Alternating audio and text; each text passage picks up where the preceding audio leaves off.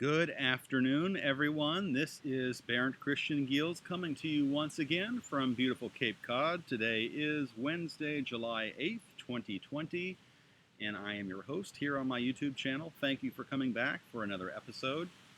Today, I'm going to be featuring an episode focused on another one of my top influencers. For those of you who are becoming familiar with my first videos here on my channel, I have a sub-series of videos in which I speak about what I call my top influencers.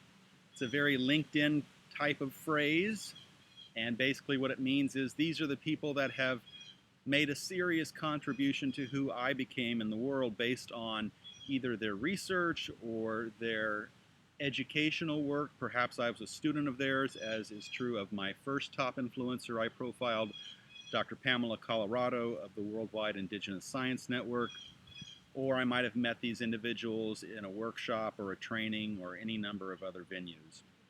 Some of the people that I consider top influencers are alive, some have passed on, some are people that I have met in person, and some are people that I have never met but whose work I have admired from afar. So today, for my top influencer number 5, I am going to be speaking about Francis Weller, W-E-L-L-E-R. Now, I had the great privilege of meeting Francis Weller a number of years ago when I participated in something called the Minnesota Men's Conference. Francis Weller is a very well-respected psychotherapist, author, and soul activist. And one moment.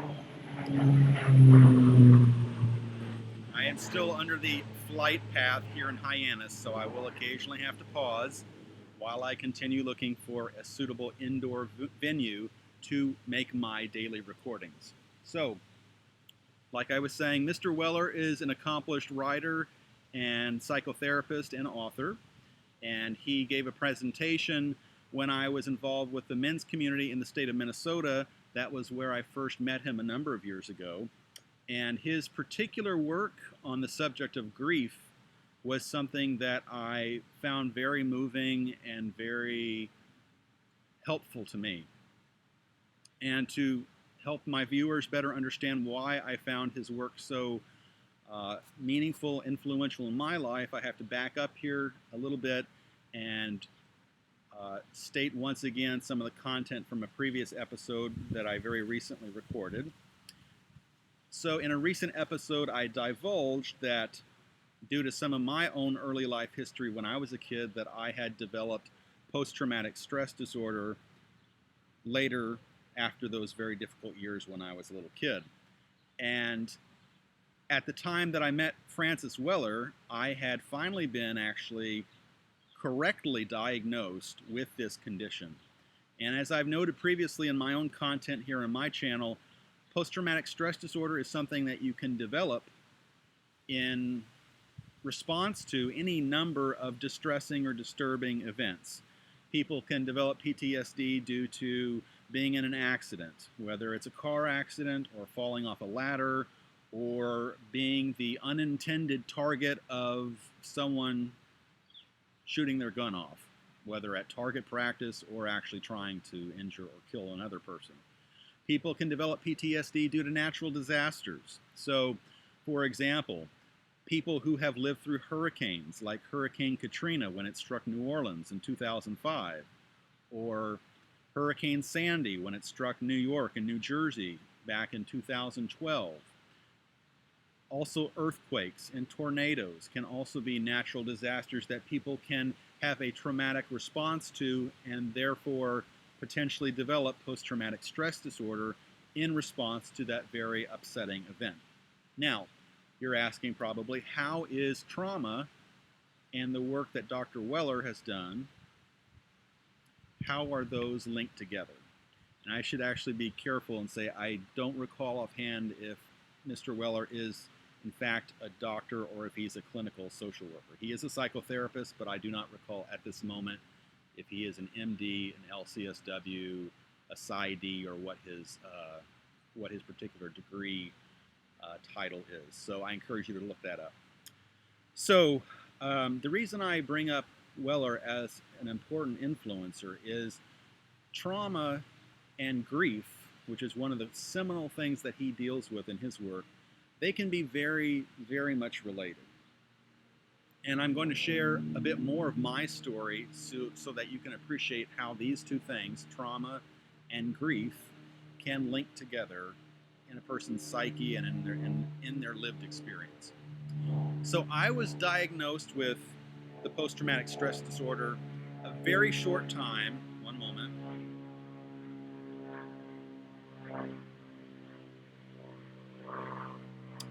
I was diagnosed with post-traumatic stress disorder a very short time after the last time that I saw my mother in Germany when I traveled there a few years back as part of a fellowship program that I participated in through the American Council on Germany. And in that last time that I saw my mother, I actually got to see her in person. I actually got to touch her and walk with her as she and my uncle and one of my cousins and I went to have something to eat in the community in Germany where my mother lives. And I firmly believe, based on that experience and based on everything that I've learned in my life, based on what I've read in books, based on the people that I've known, based on the learning that I've done through books and formal education courses and life experience, I believe that we have a fundamental, deep, and profound connection with our mothers, even if they are not an active part of our lives, even if we're separated by great distances, even if we didn't really get to know our mothers very well for whatever reasons that may have produced that result. I fundamentally believe that we have a very strong connection to our mothers. Our mothers are the women that held us in their bodies for about 9 months. They are our first experience of nurture through that, holding us for 9 months as we grow inside them. And so it makes sense to me that we have that profound connection with our mothers no matter where we are, no matter if they are alive or dead. Our mothers always occupy a very important place in our lives, no matter how our own lives unfold and what happens in our mother's lives. And so when I came back from this trip to Germany, I became very sick for a period of time. And it was through that physical illness, as well as some, I wouldn't call them flashbacks, which is often associated with PTSD as a what I would call a cardinal indicator or symptom associated with PTSD. I wasn't having flashbacks per se, but when you see a family member, when you see someone that you care about, who cared for you, someone whose heart is open to you and your heart is open to them, when you see someone that you love and you care about, and you haven't seen that person in a long time, it's a very human response to feel a lot of profound feelings for that person. And so journeying to Germany and then coming back, I experienced that sense of kind of old memories being awoken from when my mother was still in my life when I was a little boy. And so I became physically sick with something else unrelated, and I was having a lot of these memories, some of which were pleasant, but some of which were very painful, going back through my mind. And so I sought out someone to talk to, and the provider that I saw was someone that he was the individual that gave me this diagnosis related to the trauma in my early life history. Now, as for grief, as for how it links to trauma, what I will say is that my trauma very much led to a lot of grief in my life that I didn't really feel very safe expressing or exploring when I was growing up. Now, some of that was due to immediate circumstances of the family that I grew up in. Some of that was due to broader cultural circumstances. I grew up in the state of Texas, which, as anyone who lives there now or who has lived there in recent years, in the last several decades, can attest, Texas has a very, what I would say, hyper-masculine culture as the type of culture that is considered valid and mainstream. So, given that history, given how I grew up, and given the culture, the broader cultural milieu that I grew up in, grief was not something that I really felt that I had much permission to experience. And this was true even in the other major institutions that were a part of my life, whether it was the school system that I grew up in or the church that I was raised in. Grief was, in a sense, a somewhat unfamiliar companion, even though it had always actually been with me in a very unconscious way. And so when I met Francis Weller, he, in a sense, through his work, gave me something like a key to open the door behind which sat all of this grief that I had carried throughout a lot of my life that I had never really properly and thoroughly explored and felt in my very body in the present moment, which is the only moment where we actually can do any real living. So I got to know Francis a little bit at the time, and I very much appreciated the presence and the intelligence and the wisdom that he offered at the Minnesota Men's Conference. And after meeting him, I took up one of his books that I highly, highly recommend. And that book is called The Wild Edge of Sorrow. And basically the book is, to distill it down, it's an exploration of grief, of the human experience of grief, of what it means to have grief in your life, how we come to grief. And as I recall, it was a very comprehensive book that was nonetheless very accessible and readable to a typical audience of, I'd say, average educational attainment. So, one moment.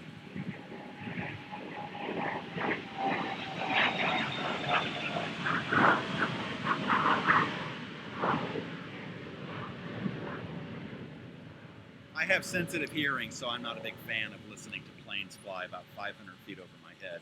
Anyway, so I read this book by Francis Weller, and it gave me an additional language, like a new set of words and a new set of frameworks and understanding to be able to have a better sense of what grief is, what my grief was and was about. And over time, as I worked with the therapist that I had at that time, this metaphor kind of came to us one day in a session I had, and I thought about my grief as a glacier. And when you think about water in its frozen form, like a glacier or ice or snow, water when it's frozen is in a phase of stasis.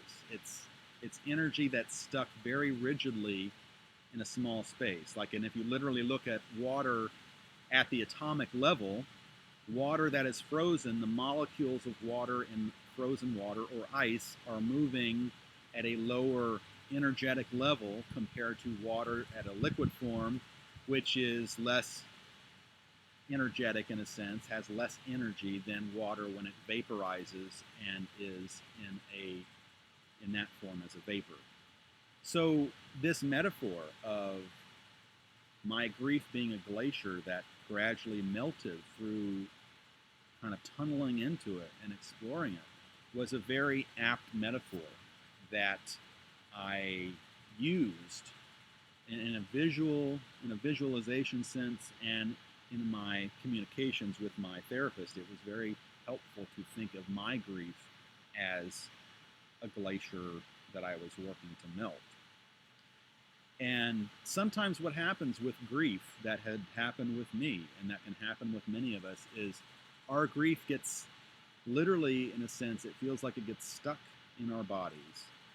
And so just like you can become constipated because your body's systems aren't working very well in unison, so can you become filled with grief that doesn't move.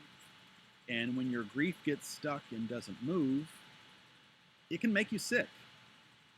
And I have come to the firm belief that when you have a lot of grief, and you haven't given yourself a space or a container in your life to mourn and experience that grief, the grief can literally make you sick.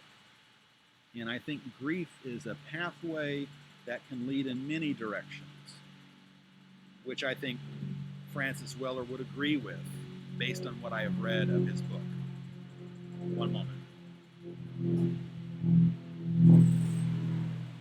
Now I have a lawnmower too, so I'm going to be finishing up shortly. Thankfully, that was my plan. So anyway, grief is a pathway. It's both an experience and a path that can lead us in many directions. It can lead us when we don't experience it and don't allow for it in our lives. It can lead down a path to illness and dysfunction and sadness and depression and fear and anxiety. But grief can also lead us to appreciation and joy. There's that saying that sometimes you don't really appreciate what you have until you lose it. And loss and grief are deeply intertwined together. Here comes another one.